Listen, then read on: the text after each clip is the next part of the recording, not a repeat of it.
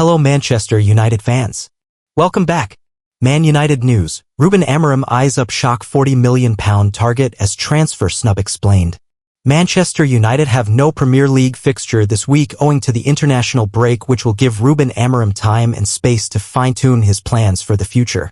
Ruben Amorim and his Manchester United squad will get the chance to take stock of their season during the international break, with just a handful of Premier League games remaining between now and the conclusion of the 2024-25 campaign. Unfortunately for the Red Devils, it has not been one to remember. Amorim has been unable to make up for the club's poor start to the season, and they are still on course to record their worst ever finish of the Premier League era, bar a significant upturn in results across their final 9 fixtures.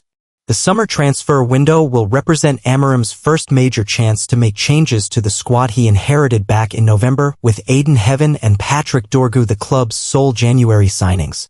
As such, speculation over potential targets is already gathering pace, with the final games of the season now on the horizon. Here, Mirror Football rounds up all the latest Manchester United news from in and around Old Trafford. United target £40 million star.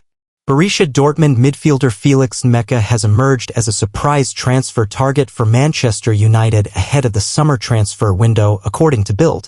Dortmund are desperate to retain Meka's services given his importance to the team. However, their poor season could force them to reconsider that stance if bids are made, given they are unlikely to qualify for the Champions League next term. There has been plenty of speculation over the futures of both Christian Eriksen and Casemiro in recent weeks, and United's interest in Meka would appear to indicate that they could be set to depart this summer. Quenda transfer snub explained. Giovanni Quenda was linked with Manchester United for months before agreeing to join Chelsea, and it's emerged that his desire to play as a winger influenced his decision to link up with the Blues rather than his former boss, Ruben Amorim. At Old Trafford, the highly coveted 17-year-old will spend the 2025-26 campaign with Sporting before moving on to Stamford Bridge, where he'll compete with a host of other top-wide players for a spot in Enzo Maresca's team. It's understood that Quenda was mindful of getting the chance to play in his favored position while weighing up his options, with Amorim favoring wingbacks in his system. United get Fernandes boost. Manchester United are in a strong position when it comes to keeping hold of Bruno Fernandes. That is the verdict of former Red Devils goalkeeper Ben Foster, who thinks the United captain is a perfect fit for the club despite their struggles this season. While Fernandes has once again been United's most consistent player this term, he has been unable to fire them out of the lower echelon. Bruno Fernandes makes penalty admission as Man United captain closes in on record. Manchester United captain Bruno Fernandes looks set to become the club's all-time leading scorer from the penalty spot, and the 30-year-old has been forced to switch up his technique.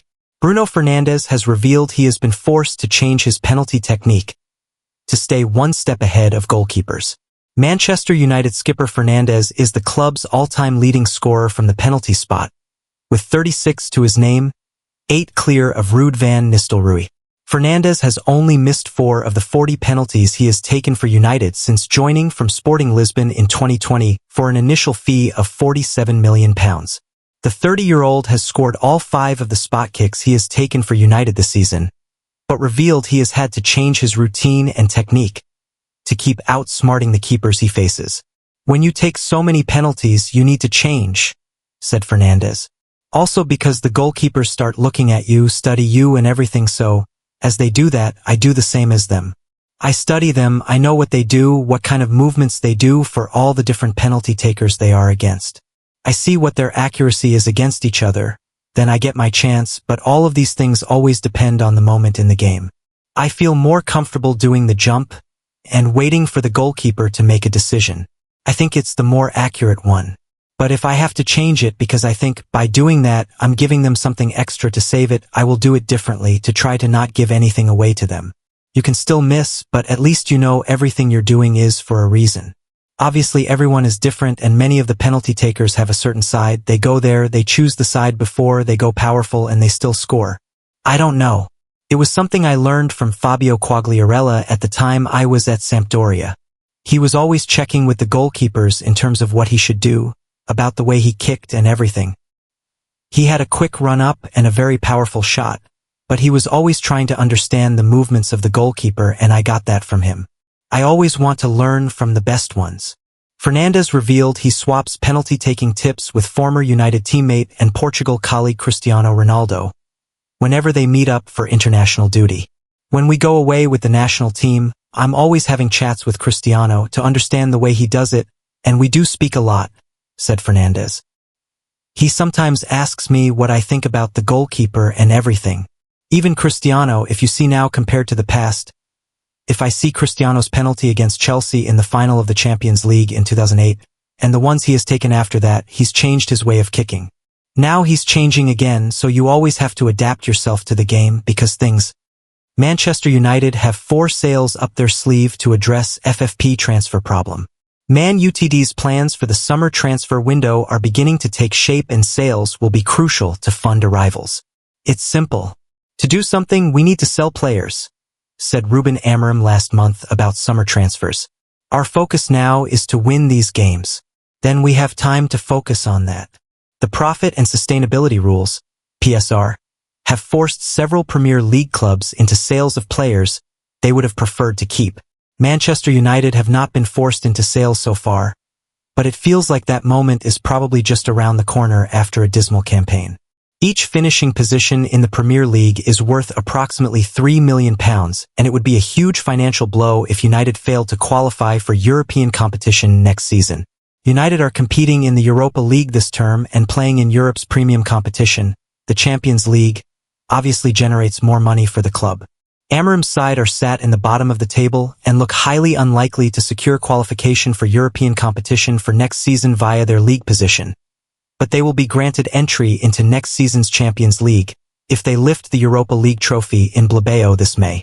That is the target to salvage a miserable season. It would also secure more broadcast revenue and make United a more attractive proposition to transfer targets in the summer window.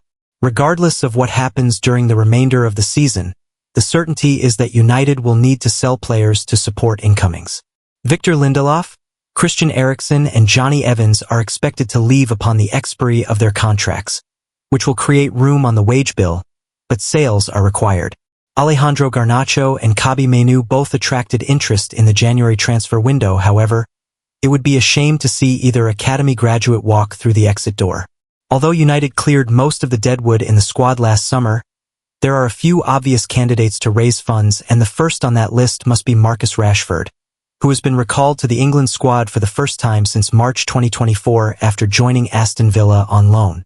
The option to make the move permanent was included in the deal for Rashford, who hasn't scored but has contributed 4 assists in Birmingham. Whether Aston Villa trigger their option to sign Rashford remains to be seen, and there is a chance he briefly returns to Manchester. Aston Villa fans have sung Rashford's name on European away days, though, and he's made a decent start to his loan, which suggests it's more likely that Villa Park will be his permanent new home. The option to buy Rashford is worth £40 million, and he is an academy graduate, so that sale will be considered as pure profit in the books.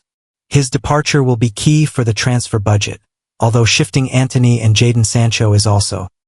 Manchester United handed massive Rasmus Hojlund boost. Manchester United have received a massive boost with struggling striker Rasmus Hojlund as the attacker looks to find his form once more.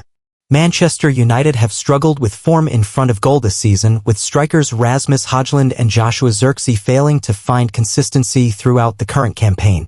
Hojlund in particular has struggled, hitting a 20-game streak without any goal contributions, let alone hitting the back of the net himself. As such, there's been a lot of concern around both his ability at Old Trafford but also the club's potential to sell him on for anything near the £62 million which saw him move from Atlanta in 2022. Napoli are reportedly interested, with the Red Devils capitalizing on this by offering a swap deal for Victor Osimhen, who is out of favor and on loan, with Galatasaray grabbing attention from Europe's elite thanks to his form. However, the United striker has just handed his club a massive boost whilst on international duty with the Denmark squad. Despite his poor run of form, Hojlund has joined his fellow United teammates Patrick Dorgu and Christian Eriksen in being called up for Denmark's UEFA Nations League League A quarter-final matches against Portugal. Tonight saw the first leg of the fixtures, with Denmark grabbing a 1-0 win, taking the advantage into the second round. Thankfully for United, it was Rasmus Hojlund who stepped up and scored, grabbing his second goal in 2 games. Click here to join the Centre Devils WhatsApp group chat now. Rasmus Hojlund scores for Denmark. Hojlund connected with a pass from Andreas Skov Olsen, drilling the ball into the bottom right corner, beating Diogo Costa, much to the disappointment of his teammates Bruno Fernandes and Diogo Dalot, who were fielded for Portugal. After the goal, Hojlund ran to the crowd, hitting Cristiano Ronaldo's signature celebration in tribute to his idol, who he shared the pitch with this evening and back in Old Trafford under Erik ten Hag. This goal comes in quick succession after finally breaking his goal drought against Leicester in United's 3-0 win and assisting Diogo Dalot as United beat Real Sociedad 4-1. Now, with 2 goals in 2 games, Ruben Amorim will be hoping that the striker has got his shooting boots back on, especially as after the international break, United have 2 massive games against third-place Nottingham Forest and Manchester City. However, with Hojlund's stock still strong across Italy thanks to his spell with Atlanta making him a proven star in Serie A, any more goals he grabs here on out will only help a potential summer sale should the club decide to part ways.